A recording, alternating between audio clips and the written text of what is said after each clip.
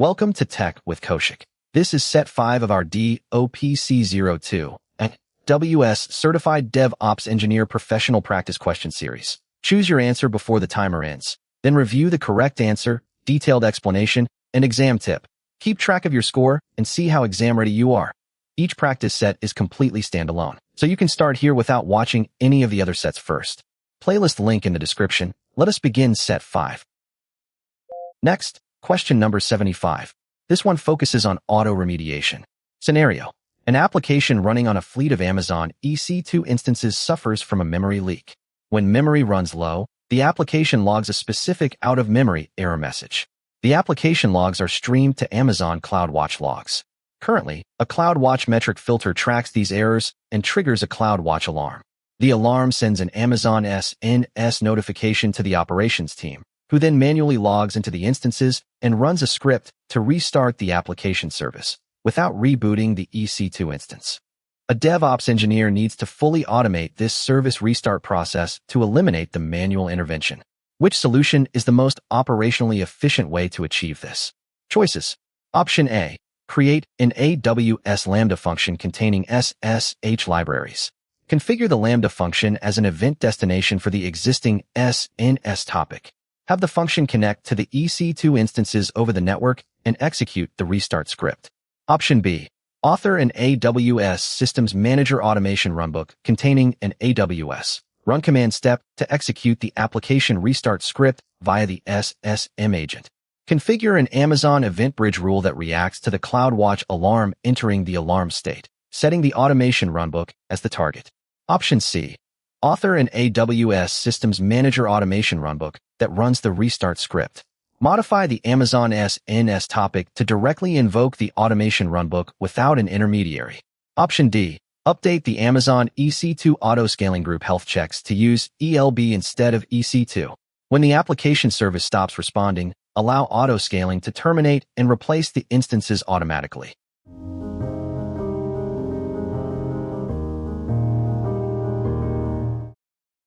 The right response is option B. Author an AWS Systems Manager Automation runbook containing an AWS run command step to execute the application restart script via the SSM agent. Configure an Amazon Event Bridge rule that reacts to the CloudWatch alarm entering the alarm state, setting the automation runbook as the target. This is the best choice because to automate an OS-level task, restarting an application service, without terminating or rebooting the EC2 instance, you must execute a script inside the OS. AWS Systems Manager Run command, via the SSM agent, achieves this without requiring SSH access. By defining this action in a Systems Manager Automation runbook, you create a standardized, repeatable procedure. Amazon Event Bridge natively integrates with Amazon CloudWatch alarms. When the alarm transitions to the alarm state, Event Bridge captures the state change and directly invokes the SSM automation runbook, completing the loop with the least possible operational overhead. The remaining options can be eliminated because A. Storing SSH keys in a Lambda function and attempting network connections to EC2 instances is a major security risk and architectural anti-pattern. Systems Manager Agent eliminates the need for inbound SSH ports and key management. C. Amazon SNS cannot directly invoke a Systems Manager Automation runbook. While SNS can trigger a Lambda function to start the runbook, Event Bridge natively supports triggering the runbook directly, removing the need for custom Lambda glue code. D. Relying on ELB health checks and auto-scaling terminates and replaces the entire instance. The scenario explicitly requires that the solution restarts the application without restarting or replacing the instances. To automate internal OS-level remediation tasks, like restarting a service or clearing a disk, triggered by CloudWatch alarms, use Amazon Event Bridge to capture the alarm state change and natively trigger an AWS Systems Manager Automation runbook. Question number 76. Let's go. A company manages its Amazon EC2 auto-scaling groups using AWS CloudFormation. The EC2 instances host an application that relies on a local XML configuration file. The content of this configuration file is managed directly within the CloudFormation template to keep infrastructure and configuration synchronized in version control. When a developer updates the configuration file content in the CloudFormation template and updates the stack, The new configuration must be pushed to all currently running instances in the auto-scaling group with minimal delay, without terminating or replacing the instances. Which combination of AWS CloudFormation features satisfies this requirement? Options. Option A. Place the XML configuration file content inside the AWS CloudFormation init metadata block of the EC2 launch template resource. Configure the CFN init helper script to run in the EC2 user data on boot. Configure the CFN hup daemon on the instance to pull the stack metadata for changes and apply them dynamically. Option B. Place the XML configuration file content inside an AWS Systems Manager parameter store resource in the template. Modify the EC2 user data to download the parameter via the AWS CLI. Use AWS CloudFormation drift detection to push updates to the instances when the parameter changes. Option C. Define an AWS config custom rule in the template. Inject the XML configuration file content into the rule's input parameters. Configure an AWS Systems Manager resource data sync on the EC2 instances to pull the configuration from AWS config. Option D. Place the XML configuration file content inside the user data property of the launch template. Configure the auto-scaling group's update policy to use auto-scaling rolling update with a pause time of 0 to silently update the file on running instances.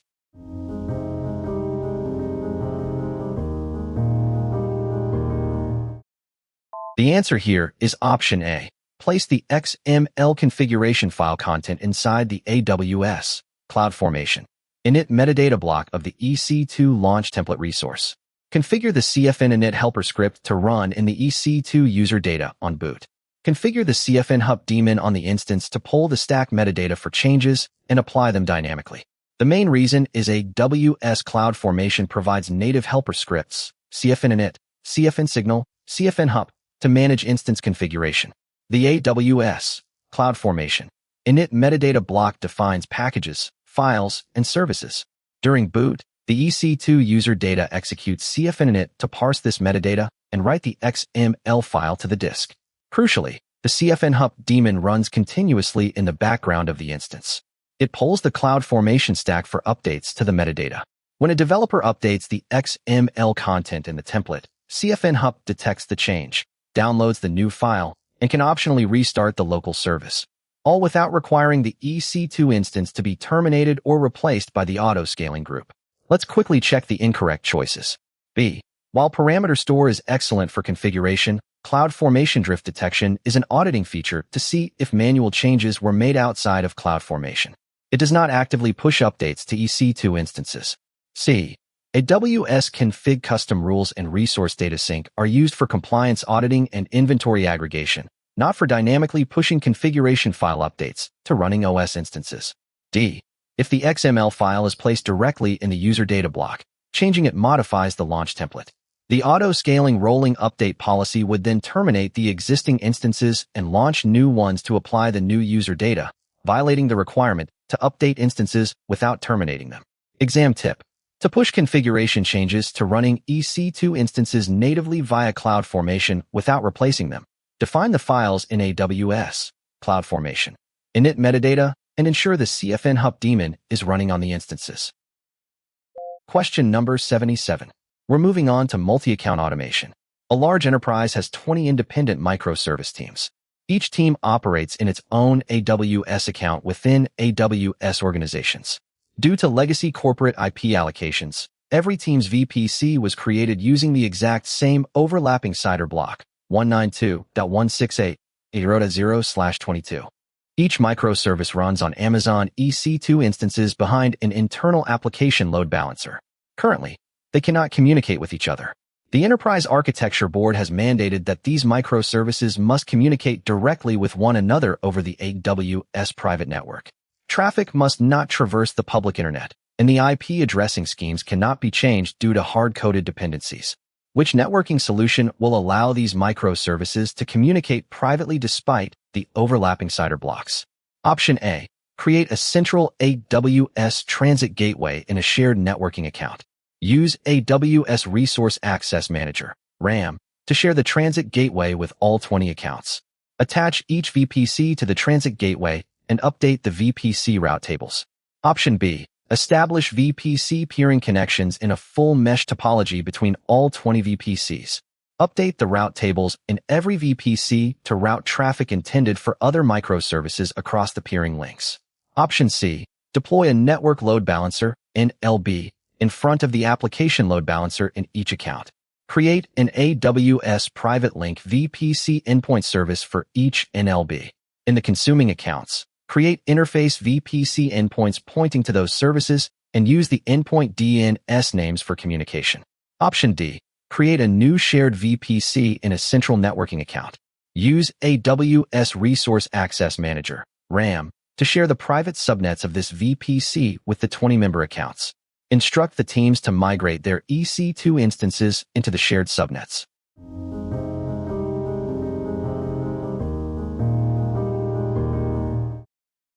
The best choice is option C. Deploy a network load balancer, NLB, in front of the application load balancer in each account. Create an AWS private link VPC endpoint service for each NLB. In the consuming accounts, create interface VPC endpoints pointing to those services and use the endpoint DNS names for communication. The primary constraint is that all 20 VPCs use the exact same overlapping CIDR block, 192.168.0.0/22. Standard network routing relies on unique IP addresses. AWS Private Link overcomes this limitation. By creating a VPC endpoint service backed by a network load balancer, NLB, in the provider account, the service is exposed. The consuming account creates an interface VPC endpoint, which places an elastic network interface, ENI, with a local IP address directly inside the consumer's VPC. Traffic sent to this local ENI is securely routed by AWS across the hypervisor directly to the provider's NLB, completely bypassing traditional IP routing tables and entirely avoiding CIDR conflict issues. Here's why the alternatives are not suitable. A. AWS Transit Gateway requires non-overlapping CIDR blocks to route traffic between attached VPCs. If all VPCs have 192.168.0.0/22, the Transit Gateway cannot determine which VPC should receive the traffic. B. VPC peering strictly prohibits connections between VPCs with overlapping CIDR blocks. The peering connection creation will fail immediately. D. Creating a new shared VPC and migrating all 20 microservices into it violates the requirement to minimize the number of changes for each service team, as it requires a massive cross-account migration of all EC2 compute resources. Keep this point in mind for the exam. If you must facilitate private network communication between AWS VPCs that have overlapping or identical CIDR blocks, VPC peering and Transit Gateway will not work. You must use AWS Private Link. Here comes question number 78. Consider this situation. An organization has legacy, non-versioned Amazon S3 buckets containing objects that were uploaded before automatic S3 server-side encryption became the default. An audit identifies current objects whose encryption status is none. The policy requires every existing current object to be encrypted with SSES3, AES 256, and requires future uploads to remain encrypted. The DevOps engineer wants the solution with the least custom code. Which solution meets these requirements? Here are the options. Choice A. Use Amazon S3 inventory to identify existing unencrypted objects and create an S3 batch operations copy job that rewrites those objects with SSES3. Rely on Amazon S3's automatic SSES3 baseline encryption for future object uploads. Choice B.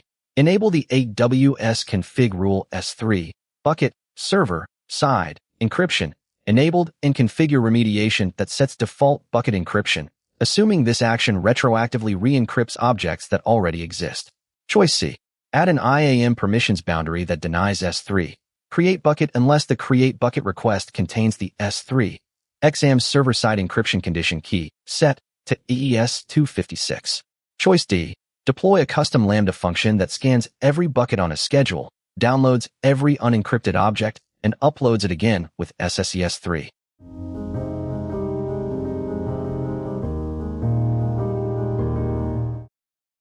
In this case, choose option A. Use Amazon S3 inventory to identify existing unencrypted objects and create an S3 batch operations copy job that rewrites those objects with SSES3. Rely on Amazon S3's automatic SSES3 baseline encryption for future object uploads. Here's why. Amazon S3 automatically applies SSES3 as the baseline encryption for new object uploads. That behavior does not retroactively rewrite older unencrypted objects. S3 inventory can identify the legacy objects, and S3 batch operations can copy those objects in place with SSES3 without maintaining custom remediation code. The other choices do not work because B, setting or remediating a bucket's default encryption configuration affects subsequent writes. It does not retroactively encrypt existing object data.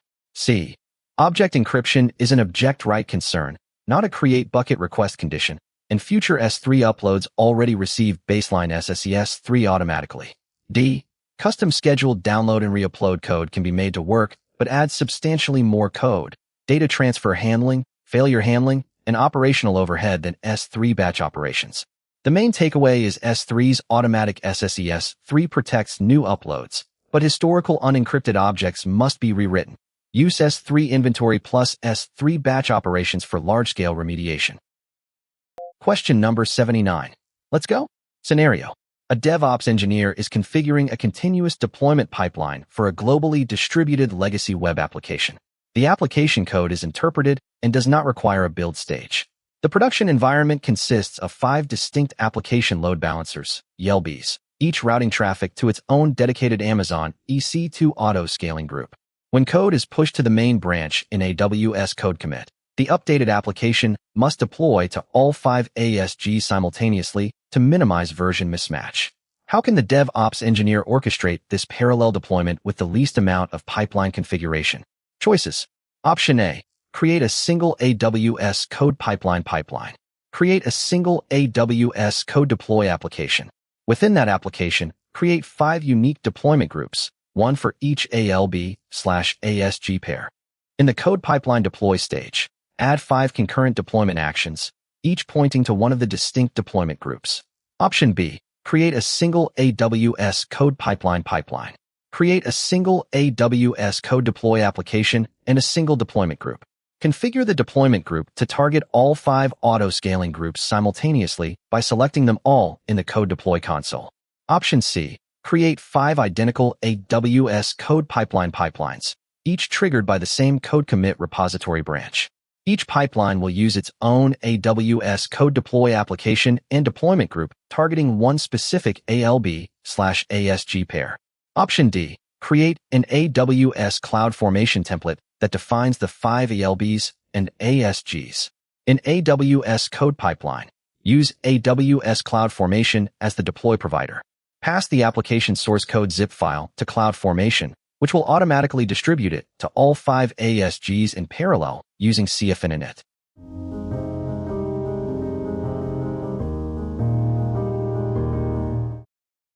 Go with option B. Create a single AWS code pipeline. Create a single AWS code deploy application and a single deployment group. Configure the deployment group to target all 5 auto-scaling groups simultaneously by selecting them all in the code deploy console. Let's look at the reasoning. A code deploy deployment group can target multiple Amazon EC2 auto-scaling groups, and the supported limit is more than the 5 groups in this scenario. Because the application artifact is the same and all 5 groups should receive it together, one code deploy deployment group and one code pipeline deploy action provide the least pipeline configuration. A. 5 deployment groups and 5 parallel deploy actions can deploy in parallel, but they duplicate configuration that is unnecessary when one deployment group can target all 5 auto-scaling groups. C. 5 separate pipelines duplicate source, orchestration, permissions, and monitoring configuration. D. CloudFormation and CFN init are not a substitute for a code deploy application deployment to already running instances in 5 auto-scaling groups. Here's a useful exam tip.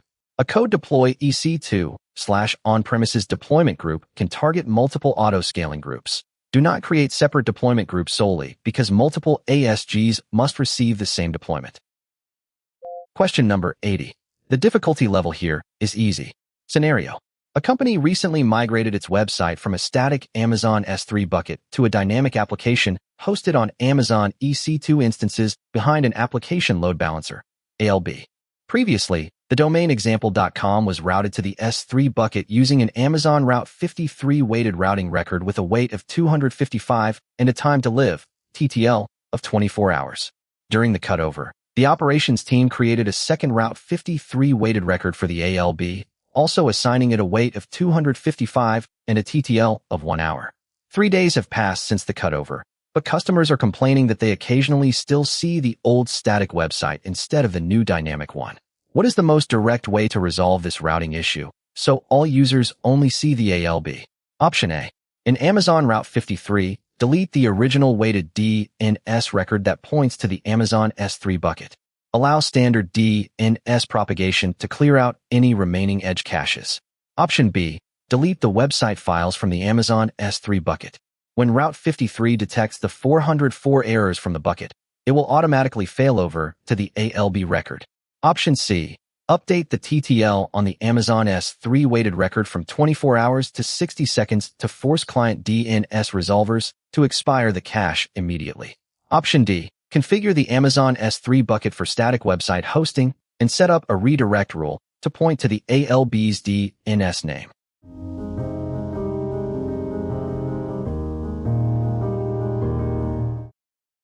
The answer here is option A. In Amazon Route 53, delete the original weighted DNS record that points to the Amazon S3 bucket. Allow standard DNS propagation to clear out any remaining edge caches. This works because Amazon Route 53 weighted routing allows you to associate multiple resources with a single domain name. Because both the old S3 bucket record and the new ALB record share the same weight, 255, Route 53 treats them equally, returning the S3 bucket IP 50% of the time and the ALB IP 50% of the time. The 24-hour TTL on the old record means clients cached it for a day, but after 3 days, that TTL has expired. The reason clients still see the old site is strictly because the old DNS record still exists in the hosted zone.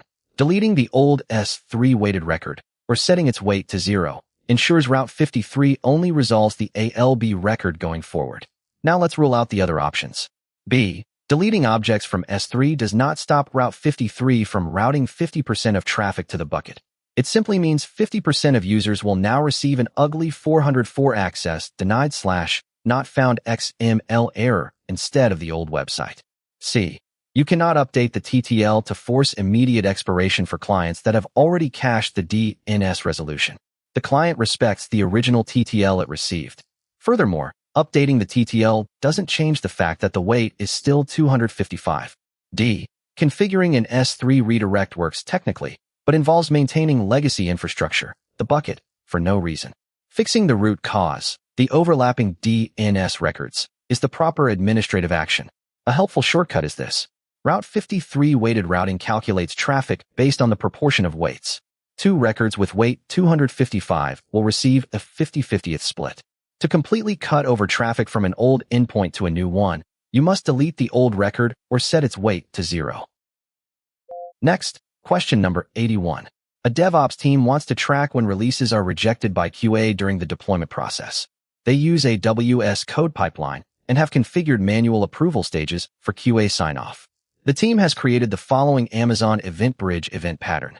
JSON source, AWS.code pipeline, detail type, code pipeline action execution state change, detail, state, failed, type, category, approval. Which specific pipeline occurrences will trigger an event matching this pattern? Options. Option A. Any code pipeline action that results in a failed state, including build, test, and approval stages. Option B. Only manual approval actions across any code pipeline that are explicitly rejected or fail to complete. Option C. Only manual approval actions that transition into the started or succeeded states. Option D. Any manual approval action within code pipeline, regardless of whether it succeeded, failed, or was rejected.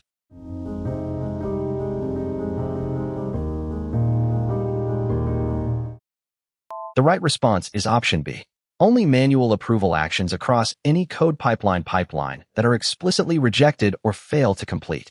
This is the best choice because Amazon EventBridge uses JSON-based event patterns to filter incoming events. Detail type, code pipeline action execution state change, restricts the match strictly to individual actions within a pipeline, rather than the pipeline itself. Category, approval, further restricts the match to only manual approval actions, ignoring build, test, deploy, or invoke actions. State, Failed restricts the match to approval actions that have failed. In code pipeline, if a reviewer explicitly clicks reject on a manual approval, or if the approval times out, usually after 7 days, the action state transitions to failed. Therefore, this pattern accurately filters for manual approvals that were rejected or timed out. The remaining options can be eliminated because A, the pattern explicitly filters for category approval, which means it entirely ignores build and deploy action failures. C, the pattern restricts the detail type and specific fields, so it will not match all events, like pipeline successes or starts. D, the pattern explicitly specifies state failed. It will not match manual approval actions that are currently pending, started, or those that were approved, succeeded. In AWS code pipeline event bridge events, a manual approval action that is rejected by a human reviewer translates to an action execution state change where the category is approval and the state is failed. Question number 82. This question takes us into artifact management. A company runs AWS code build projects in private subnets with no NAT gateway or internet gateway. The builds install Python packages from a private AWS code artifact repository. The repository policy permits principals in the company's AWS organization by using the AWS principal org ID condition. The VPC currently has only the com.amazon AWS region.code artifact API interface endpoint. Package installation through pip times out or fails. Which combination of steps is required for code build to download the Python packages from code artifact without internet access? Choose 2. Identify all valid responses. Option A. Create the com.amazon AWS region.code artifact.repositories interface VPC endpoint. Enable private DNS as appropriate, and allow HTTPS from the code build network path to the endpoint. Option B. Grant the code build service role the required identity permissions, including code artifact, get authorization token, code artifact, get repository endpoint, code artifact, read from repository, and STS, get service bearer token. Option C. Create an Amazon S3 gateway endpoint because Python package downloads from code artifact always require clients to access Amazon S3 directly. Option D. Remove the AWS principal org ID condition because code artifact interface endpoints do not preserve the caller's AWS principal or organization context. Option E. Grant read access only to the code build AmazonAWS.com service principal in the repository policy instead of authorizing the code build project role.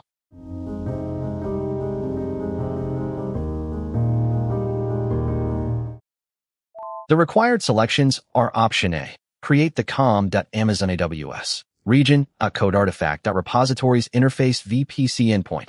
Enable private DNS as appropriate, and allow HTTPS from the code build network path to the endpoint. And Option B. Grant the code build service role the required identity permissions, including code artifact, get authorization token, code artifact, get repository endpoint, code artifact, read from repository, and STS, get service bearer token.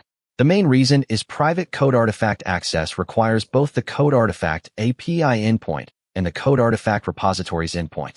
The build also needs identity permissions to obtain an authorization token, obtain the repository endpoint, and read packages. Obtaining the code artifact service bearer token requires STS, get service bearer token. Let's quickly check the incorrect choices. C. For Python package access through code artifact private link, an S3 VPC endpoint is not required for the package download path. D. VPC endpoint use does not require removing a valid organization-based repository policy condition. E.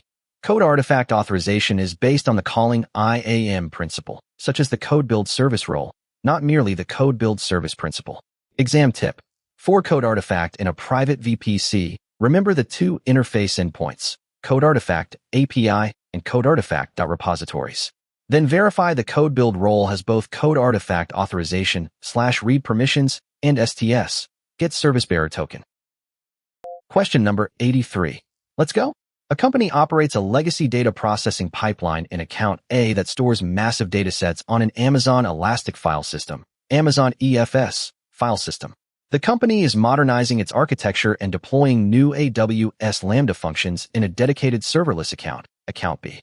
These new Lambda functions must mount the existing EFS file system located in account A to read and process the data. Which combination of architectural steps is required to enable the Lambda functions in account B to mount the EFS file system in account A? Choose 3. Select all answers that apply. Option A. Establish a VPC peering connection or AWS Transit Gateway attachment between the VPC hosting the Lambda functions in account B and the VPC containing the EFS mount targets in account A. Option B. Update the resource-based file system policy of the EFS file system in account A to grant mount and write permissions to the IAM roles or the account root of account B. Option C.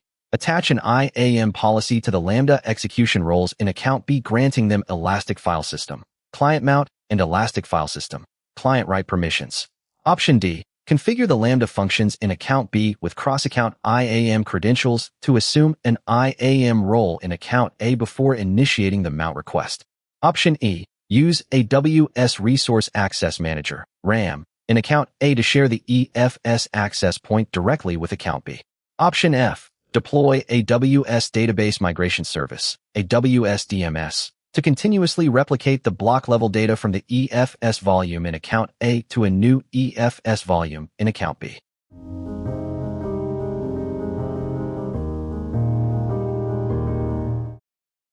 The answers that work here are Option A. Establish a VPC peering connection or AWS Transit Gateway attachment between the VPC hosting the Lambda functions in account B and the VPC containing the EFS mount targets in account A. Option B.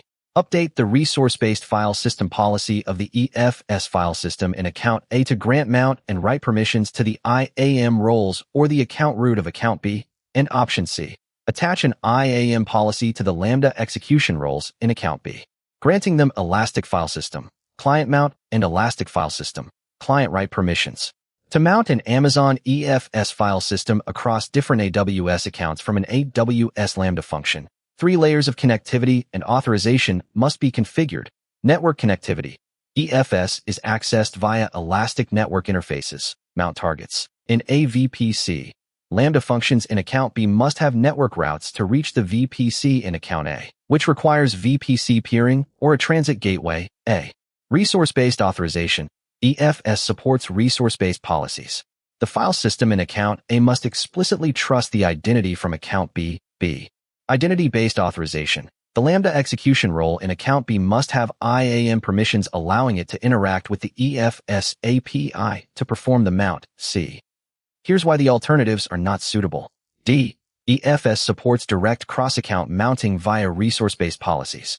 Having Lambda manually assume an IAM role in account A is unnecessary and unsupported by the native Lambda EFS integration configuration. E.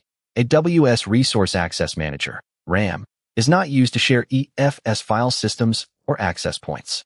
Cross-account access relies exclusively on EFS file system resource policies. F. Using AWS DMS to replicate EFS block data is highly inefficient, costly, and unnecessary, as EFS natively supports cross-account network mounting. Furthermore, DMS is for databases, not EFS file systems. AWS DataSync would be the tool, but still unnecessary. Keep this point in mind for the exam. Amazon EFS supports cross-account access. You do not use AWS RAM. Instead, you need network routing, VPC peering, /TGW, an EFS file system resource policy allowing the remote account, and an IAM identity policy allowing the caller. Question number 84. This one is marked hard. Eliminate the options systematically. Scenario. A central DevOps team manages an AWS code pipeline in a dedicated tooling account. The pipeline builds an AWS Lambda deployment package with AWS code build and stores it in an Amazon S3 artifact bucket in the tooling account. The pipeline then uses AWS CloudFormation deploy actions for separate dev and prod accounts. The artifact bucket currently uses the AWS managed KMS key AWS/S3. The cross-account deployment actions fail with access denied when the target account roles attempt to use the encrypted artifact. Which combination of actions must the DevOps engineer perform to resolve the cross-account artifact permission issue? Choose 2. More than one answer may be correct. Choices. Option A. Create a customer-managed AWS KMS key in the tooling account. Configure its key policy to allow the required dev and prod deployment roles to use the key for the artifact, and configure the pipeline artifact store to use that key. Option B. Create IAM deployment roles in the dev and prod accounts with the required CloudFormation and artifact read permissions. Update the tooling account S3 bucket policy to allow those roles to read the artifacts, and configure the cross-account pipeline actions to assume the appropriate roles. Option C. Share the AWS managed KMS key AWS/S3 with the dev and prod accounts through AWS Resource Access Manager. Option D. Grant S3. Get object on all S3 buckets to the target CloudFormation execution roles and continue using AWS/S3 because S3 permissions alone allow cross-account decryption. E. Disable encryption on the code pipeline artifact store so that the target accounts do not need KMS permissions.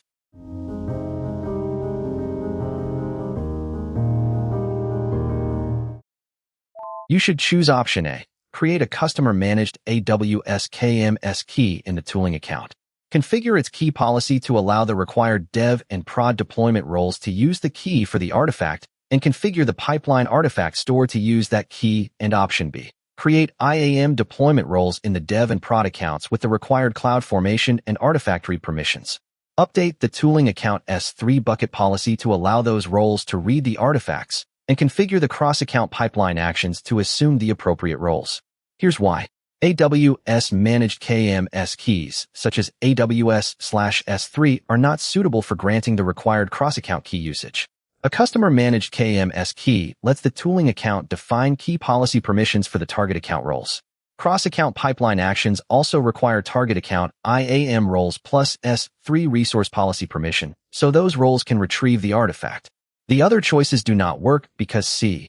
AWS managed KMS keys cannot be shared to other accounts through AWS Resource Access Manager. D. S3 authorization alone does not grant permission to use a KMS key that the cross-account role cannot use. E. Removing artifact encryption is not the appropriate cross-account code pipeline design and weakens the security posture. The main takeaway is cross-account code pipeline artifact access normally requires both layers, an S3 bucket policy/target account role for object access, and a customer-managed KMS key policy for cross-account decryption. Next, question number 85. A DevOps team manages OS patching for Amazon EC2 instances in multiple AWS regions, physical servers in an on-premises data center, and edge devices. The team wants to manage all eligible systems as AWS Systems Manager managed nodes and run Patch Manager automatically during designated maintenance periods.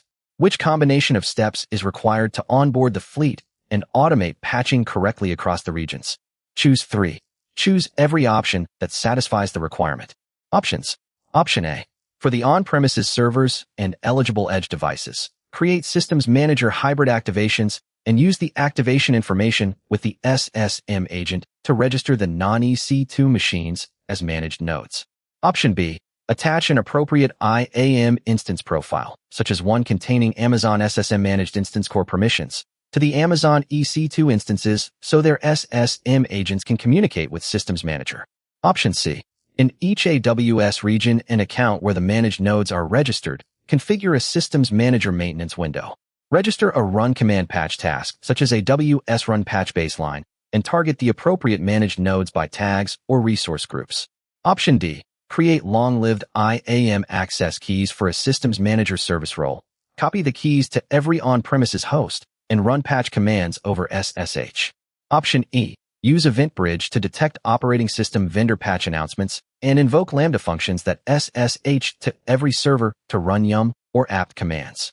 Option F. Put EC2 instances, on-premises servers, and edge devices into one EC2 auto-scaling group and use Fleet Manager to patch the group.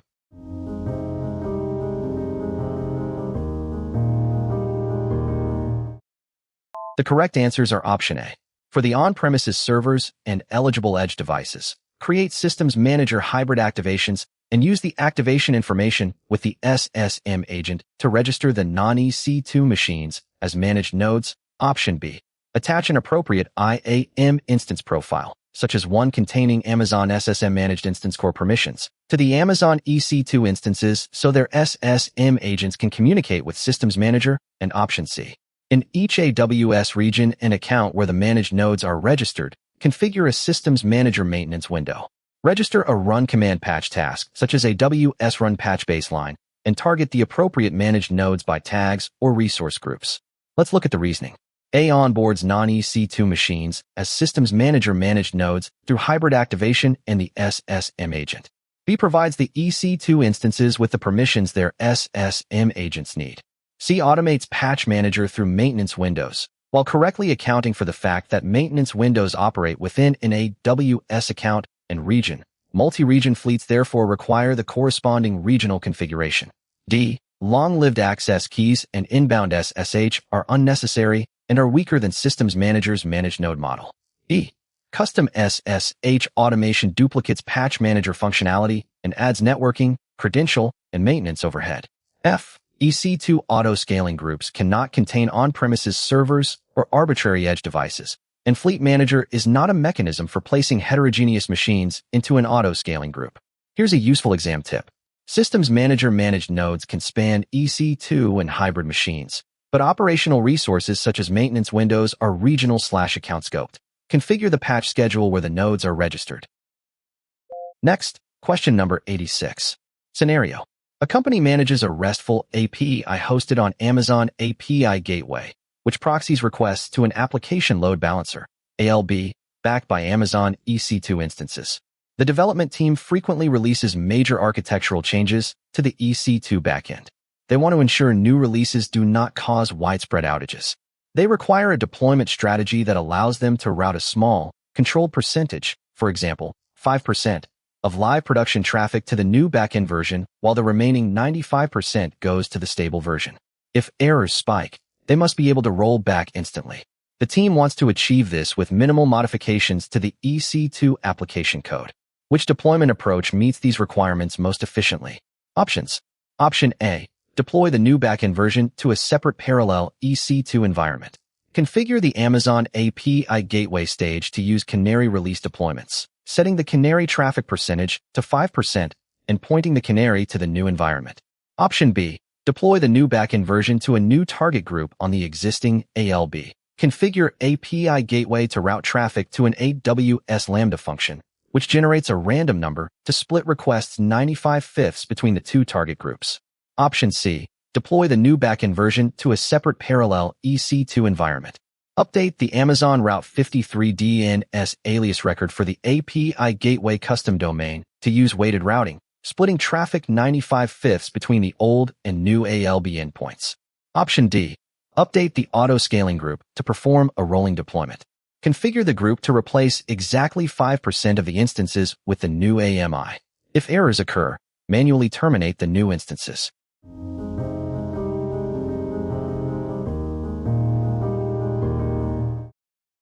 Go with Option A. Deploy the new backend version to a separate parallel EC2 environment. Configure the Amazon API Gateway stage to use canary release deployments, setting the canary traffic percentage to 5% and pointing the canary to the new environment. This works because Amazon API Gateway natively supports canary release deployments at the stage level. By deploying the new application version to a separate backend environment, for example, a new ALB and ASG pair, you can configure the API Gateway stage to route a specific percentage of traffic, 5%, to a canary endpoint pointing to the new infrastructure. The remaining 95% continues to hit the stable backend. If the new version throws errors, rolling back is instantaneous by simply disabling the API Gateway canary, requiring absolutely no changes to the EC2 application code itself. Now let's rule out the other options. B. Application load balancers evaluate routing rules based on path or headers, not percentage-based traffic splitting natively without advanced listener rules. Furthermore, forcing API Gateway to route to a Lambda function to randomly split traffic introduces massive architectural complexity, latency, and cost. C. Amazon Route 53 weighted DNS routing is subject to client-side DNS caching, TTL. This makes it impossible to roll back instantly, as some clients will continue resolving the cached new IP address until their local cache expires. D. A rolling deployment through an auto-scaling group is an in-place modification. If the 5% fails, rolling back requires launching new instances with the old AMI and terminating the new ones, which is a slow process, minutes, compared to an instant API Gateway traffic shift. A helpful shortcut is this. Amazon API Gateway has native Canary release features. This allows you to safely route a specific percentage of API traffic to a new backend deployment and roll back instantly without waiting for DNS propagation. Question number 87. Let's go. A data science team runs a massive image batch processing job once a week.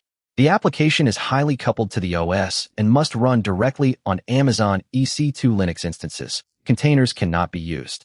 The application stores intermediate checkpoint data on an Amazon EFS volume and is designed to resume seamlessly if an instance goes offline. Because the required software libraries are large and complex, downloading and compiling them via an EC2 user data script takes 30 minutes on every boot. The team wants to minimize compute costs for this weekly workload. What is the most cost-effective way to provision compute for this job? Choices. Option A. Use EC2 auto-scaling to launch Spot instances. Pre-bake the complex software configuration into a custom Amazon Machine Image, AMI, using EC2 Image Builder. Configure the auto-scaling group to use the custom AMI. Option B. Use an EC2 auto-scaling group configured with on-demand instances to ensure the instances are not interrupted while the 30-minute user data script compiles the software. Option C. Use Amazon Elastic Kubernetes Service, EKS, with Fargate profiles to launch the workloads serverlessly, mapping the EFS volume to the pods to avoid OS-level configuration entirely. Option D. Create a warm pool for the EC2 auto-scaling group consisting of Spot instances in the running state, ensuring they are always fully configured and ready when the weekly batch job begins.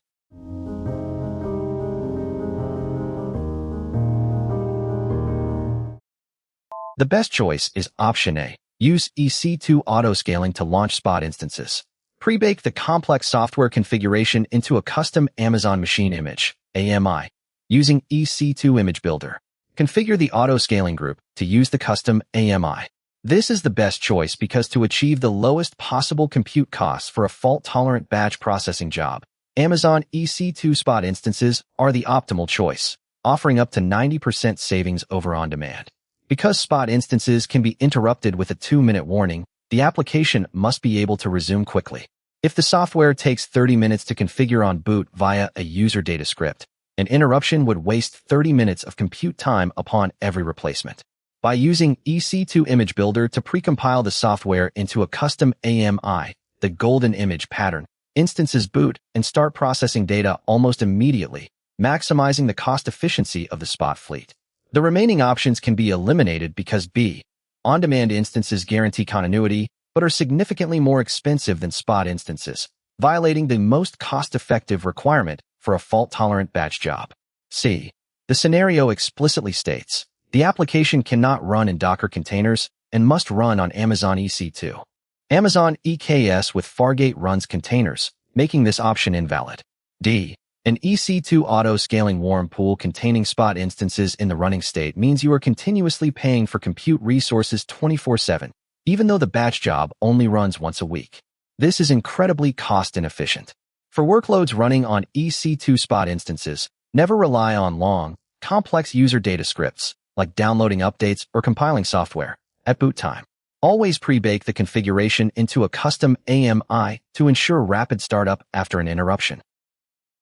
Now for question number 88. The focus now shifts to infrastructure as code. Here's what is happening. A company defines complex infrastructure with many interdependent AWS CloudFormation templates. Resources must be created in a controlled hierarchy, and the same root infrastructure must be deployed across multiple AWS regions. The team also requires automated notification of CloudFormation stack set operation status changes. Which architectural approach meets these requirements with the least custom orchestration? Review the options.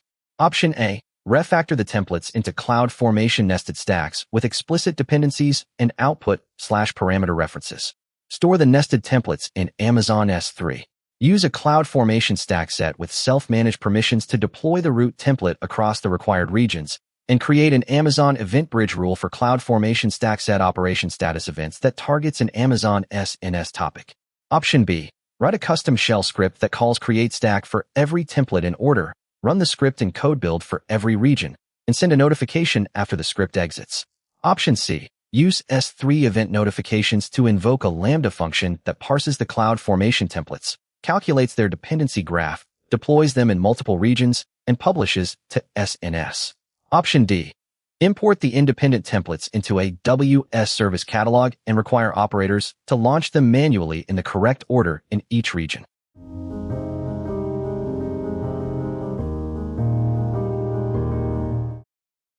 In this case, choose option A. Refactor the templates into CloudFormation nested stacks with explicit dependencies and output/parameter references. Store the nested templates in Amazon S3. Use a CloudFormation stack set with self-managed permissions to deploy the root template across the required regions, and create an Amazon Event Bridge rule for CloudFormation stack set operation status events that targets an Amazon SNS topic. The main reason is nested stacks let CloudFormation manage a hierarchy of reusable templates and their declared dependencies. Stack sets provide repeated deployment across regions. Because service-managed stack sets do not support nested stacks, self-managed permissions are the applicable stack set model for this design.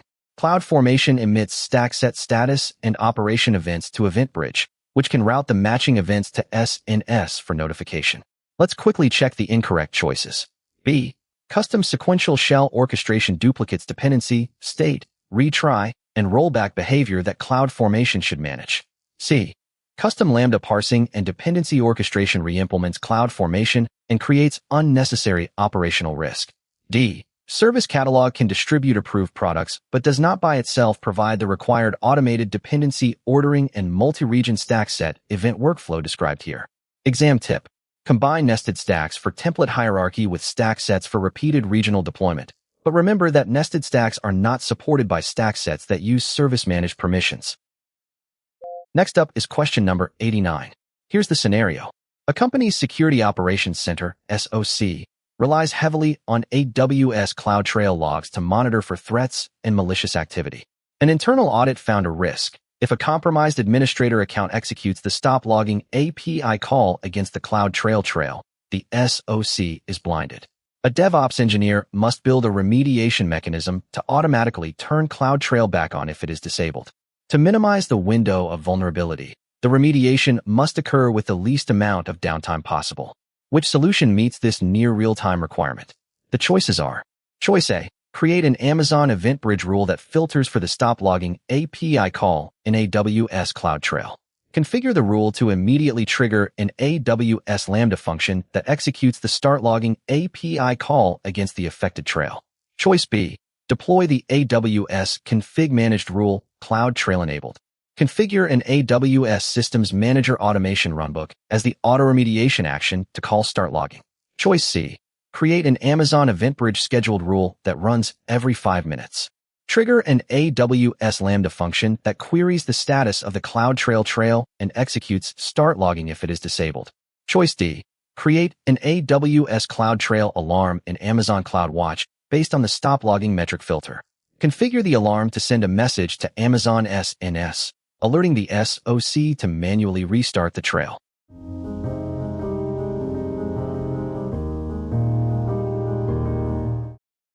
Go with option A. Create an Amazon Event Bridge rule that filters for the stop logging API call in AWS CloudTrail. Configure the rule to immediately trigger an AWS Lambda function that executes the start logging API call against the affected trail. To minimize the window of vulnerability, the remediation must happen in near real time. When an API call, like stop logging, is made, AWS CloudTrail emits the event to Amazon Event Bridge. Event Bridge evaluates patterns instantly. By configuring an Event Bridge rule specifically looking for the stop logging event name, it can trigger an AWS Lambda function within seconds. The Lambda function receives the event payload, containing the trail ARN, uses the AWS SDK to immediately call start logging, and restores the logging state with virtually zero downtime. Here's why the alternatives are not suitable. B. AWS config evaluates resources periodically or upon configuration changes, but it is not as fast as EventBridge for API-level event interception. The downtime could be minutes or up to an hour depending on the rule configuration. C.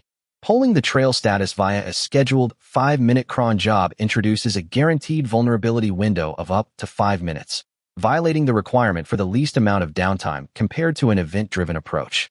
D. Creating an alarm and sending an SNS notification for manual remediation relies on human intervention. The SOC might take minutes or hours to respond, resulting in significant downtime. Keep this point in mind for the exam. For near real-time automated incident response to specific AWS API calls, like stop logging or delete security group, use Amazon Event Bridge to capture the specific CloudTrail event and trigger an AWS Lambda function for instant remediation. Question number 90. Next, let's move into security auditing. Scenario. A financial services company uses AWS organizations to manage over 100 AWS accounts. The security team needs a centralized solution to actively monitor all accounts for threats, such as compromised EC2 instances communicating with known botnets, unusual IAM credential usage, and API calls from suspicious Tor nodes. When a threat is detected in any current or newly created AWS account, an alert must be immediately routed to a central Amazon SNS topic for incident response. Which solution achieves this natively according to AWS security best practices? Option A. Designate a central security account as the delegated administrator for Amazon Guard Duty. Enable Guard Duty for the organization, turning on the auto-enable feature for new accounts. In the delegated administrator account, create an Amazon Event Bridge rule targeting the SNS topic to forward all Guard Duty findings. Option B.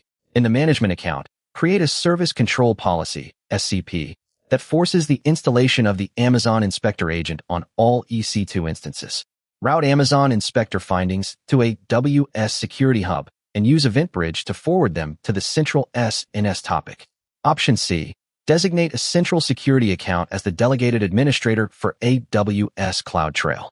Create an organization trail. Create an Amazon Event Bridge rule in the management account that scans the CloudTrail logs for threat signatures and triggers the SNS topic. Option D. In the management account, configure an AWS CloudFormation stack set that deploys a third-party intrusion detection system, IDS, to every VPC. Forward the IDS logs to an Amazon S3 bucket and use AWS Lambda to parse the logs and alert via SNS.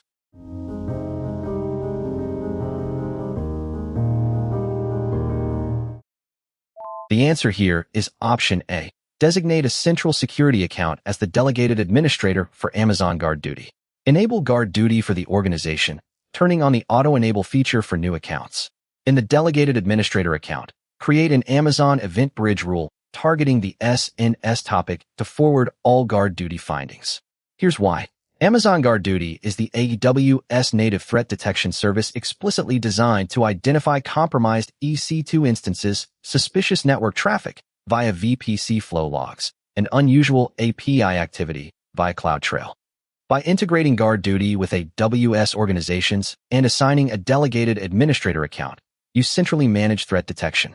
Turning on the auto-enable feature ensures that any newly created AWS account immediately has Guard Duty activated and its findings routed to the central administrator account. In the administrator account, a single Amazon Event Bridge rule can capture all aggregated Guard Duty findings and forward them to the required Amazon SNS topic for immediate incident response. The other choices do not work because B. AWS Security Hub provides a comprehensive view of security alerts and compliance, but it relies on underlying services, like Guard Duty, to actually generate the threat detection findings.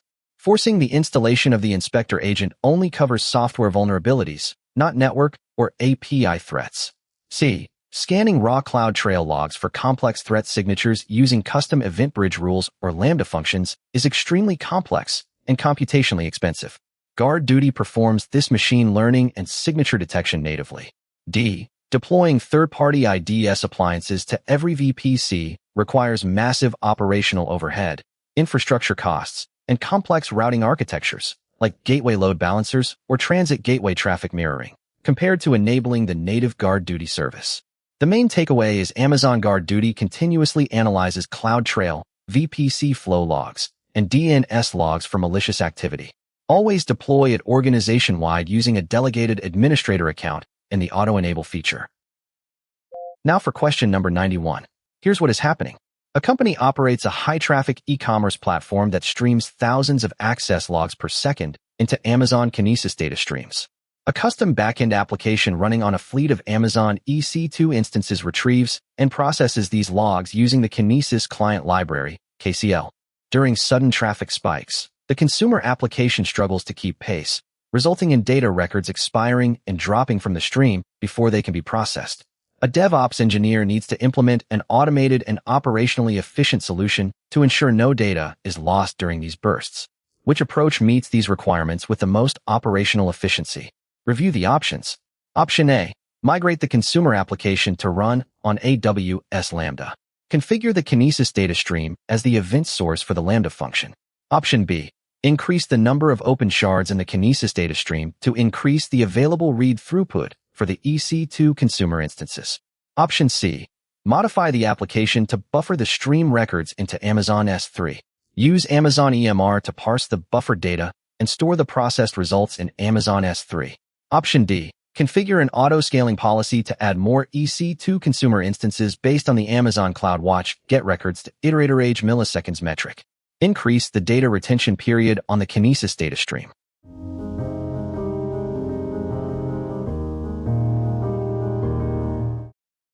The right response is option D. Configure an auto-scaling policy to add more EC2 consumer instances based on the Amazon CloudWatch get records to iterator age milliseconds metric. Increase the data retention period on the Kinesis data stream. Let's look at the reasoning. To dynamically scale a custom Amazon EC2-based Kinesis consumer application, such as one using the KCL, the most accurate and responsive metric to track is get records to iterator age milliseconds. This metric represents the age of the last record read by the consumer. When the consumer falls behind due to a burst in traffic, this metric increases rapidly. By tying an auto-scaling policy to this metric, the fleet can automatically expand to process the backlog. Concurrently, increasing the stream's data retention period ensures that records are not permanently dropped while the new instances are booting up and joining the consumer group. A. Migrating the entire consumer application to AWS Lambda represents a significant architectural redesign and development effort, which does not meet the requirement for operational efficiency when an existing EC2 application is already in place. B. Increasing the number of open shards increases the read/write capacity of the stream itself, but if the EC2 consumer instances are compute-bound and falling behind, adding more shards without adding more compute instances will not resolve the bottleneck. C. Buffering data to S3 and processing it with Amazon EMR fundamentally changes the architecture from real-time stream processing to batch processing, which introduces latency and heavy operational overhead. Here's a useful exam tip. KCL applications running on EC2 should almost always scale based on the get records iterator age milliseconds CloudWatch metric to accurately respond to processing lag. You have completed set 5 of the DOP-C02 AWS Certified DevOps Engineer Professional Practice Question Series. How did you score? Share your result in the comments. Work through all the sets to build broader exam readiness and cover more practice questions. Please like this video, subscribe to Tech with Kaushik, and enable notifications for more certification exam preparation content. Thank you for watching, and I will see you in another practice set.